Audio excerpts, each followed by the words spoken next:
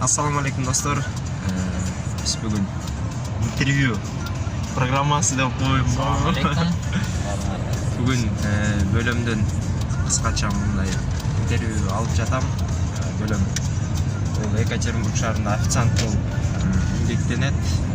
Жүргөнүбүзгө анча 2 жыл болуп калды. Экинчи жылга толот уже.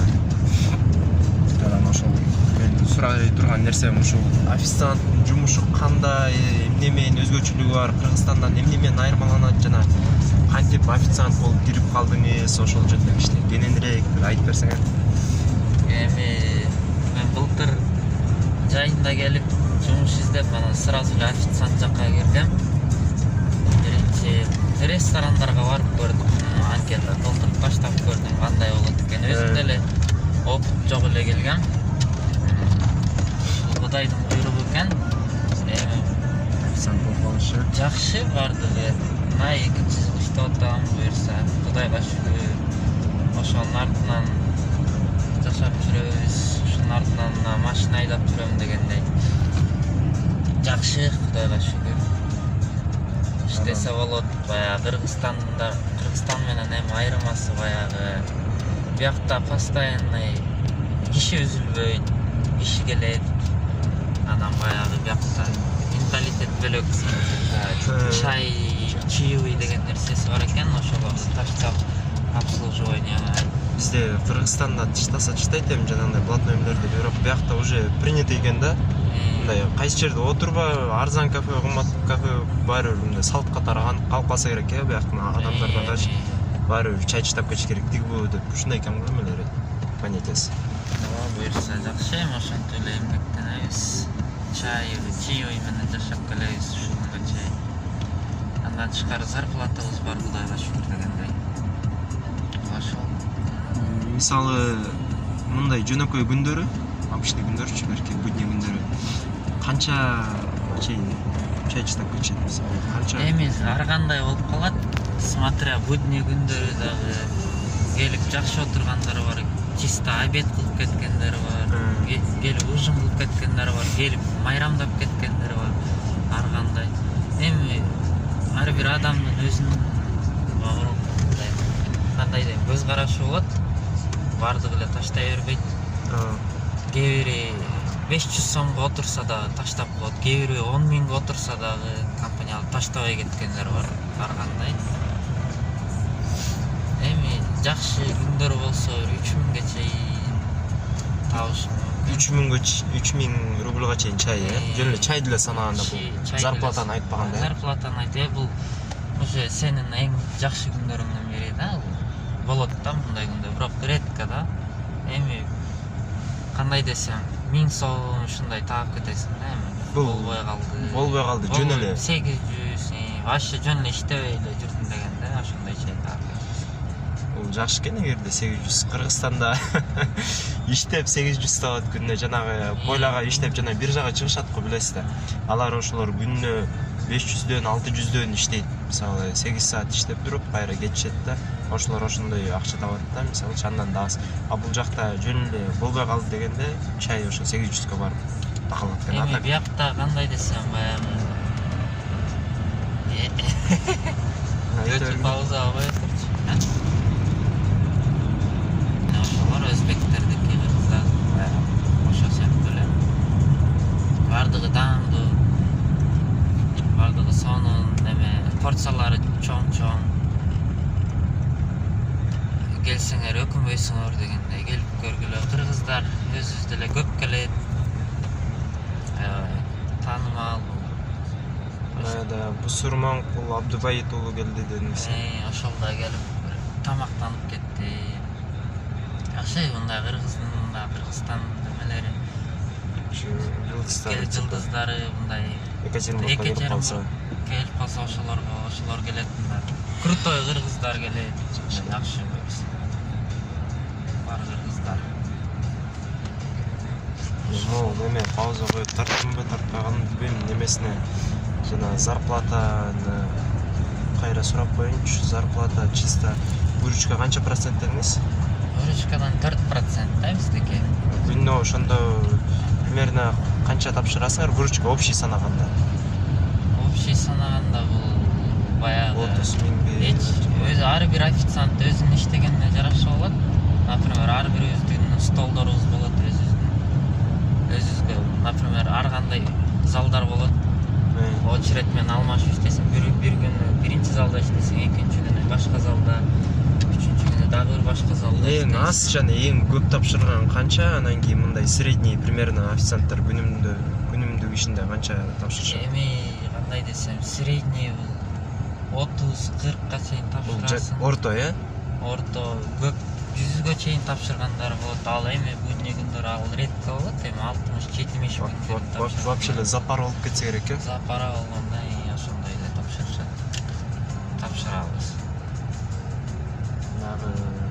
Дагы кандай өзгөчөлүктөр бар официант жумушунун? Эмне менен айырмаланат? Өзгөчөлүк Чарчайсыңарбы? Адамдар менен сүйлөшүп көп угам, жана андай психологический, морально дагы бүт жагынан чарчайт экен да. Ар бир адамдын ою ар кандай да, мындайча айтканда. Ар бир адамдын өзүнүн немеси болот да, характери. Ошо менен сен тыгыз байланышып, ошонун немеси мүнөзүнө кирип сүйлөшүшүң керек да, например, ар биринин өзүнүн немесин табышың керек. Бул мындайча айтканда да психолог сыяктуу болуп калышат турбайбы? Мындайча айтканда ар кандай кишилер 1 мүнөт сүйлөшкөндөн кийин кандай эмне кылат, эмне сүйлөйт, эмне заказ берет, эми примерно ошону билип калсаң. Кандай сүйлөсө сен ошондой жооп кайтарып неметесиң да, мындай тилине киресиң да, анын оюначы ошондой болушуң керек. Ар кандай элдер бар, эми бирөө грубый бар, ар кандай позитивный кишилер бар. Ошолор менен ар кандай сүйлөшкөндү билишиң керек да. Мен Кыргызстанда да официант болуп иштегем айткам да сизге. Жакта иштеп жүргөндө наставнигим эме деп айткан. Эми ал жакта чисто жанагындай тойкана, банкеттер болот эмес беле. Анан обслуживать этет го, 12 кишини отургузуп чисто обслуживать.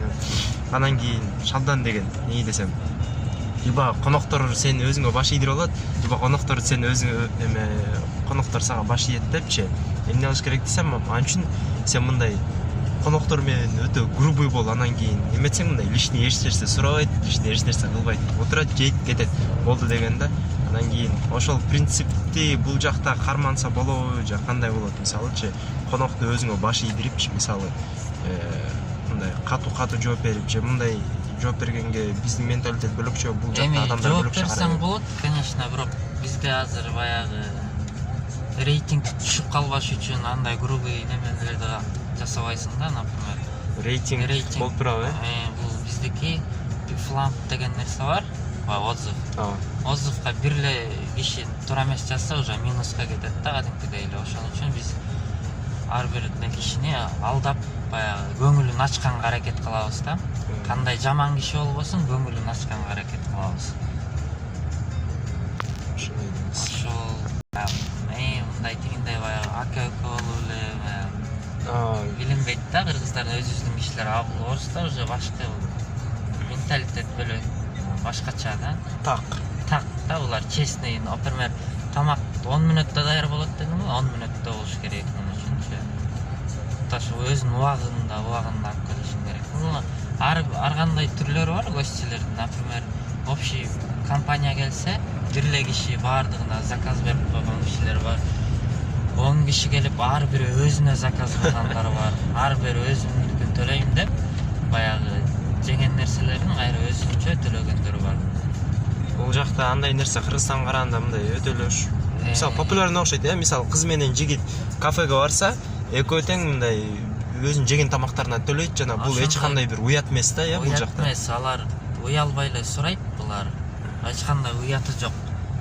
Биздики баягы намыс деген болот го, андай жок да. Намыстан эчөң отуруп калсаң, мен төлөйм, мен жөнүнө койгула деп. Бизде келет кыргыз, өзбек, тажик туугандар. Алар ошонтип эле талашып, мен төлөйм болот. А орустар кадимкидей эле уже кыз жигиттер болгон, андай көп эле жолу болуп эле келет. Ошондо ар бири өзүнчө раздельный счет, мага өзүнчө деп бөлдүрүп келип төлөгөндөр болот. Анын эч уяты жок да буларга. Жумуш оорбу? Канча саат иштейсиз, чарчайсызбы? Оор 12 саат иштейбиз, 12ден түшкү 12де башталат жумушубуз открыть. Кечинде 12де кайра жабылат да. ага чейин келебиз, эртерээк келебиз. 10-дорго келип баягы столдорубузду жасайбыз. Ар кандай столдорду сүрүп, сыра чаңпаңдарды сүрүп, эми ар бир официанттар ошондой. Общий баш аягынан санаганда бир 13 саат болот турбайбы? 13-14 саатка чейин кетет. Даже. Ошол.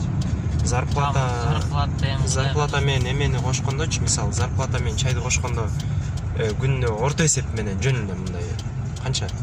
Эми орто есеп менен 2 деп койсо болот. 2 деп койсо болот. 2ден.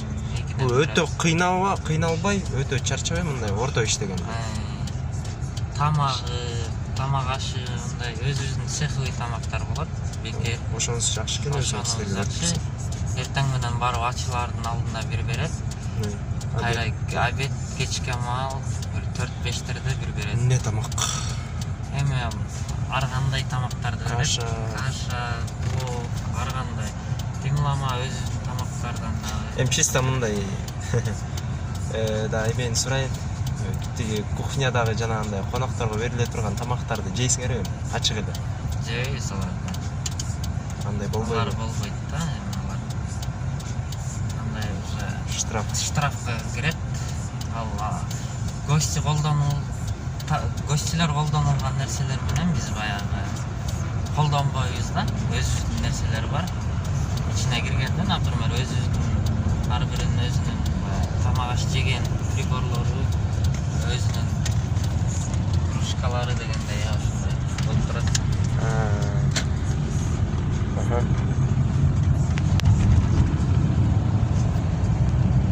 Ошондой достор, бүгүн Екатеринбургда официанттар кандай иштейт, кандай кыйынчылыктар менен туш болот, ошол жөнүндө кыскача маек болду. Маекке чоң рахмат. Анияр менен бөлөм болот.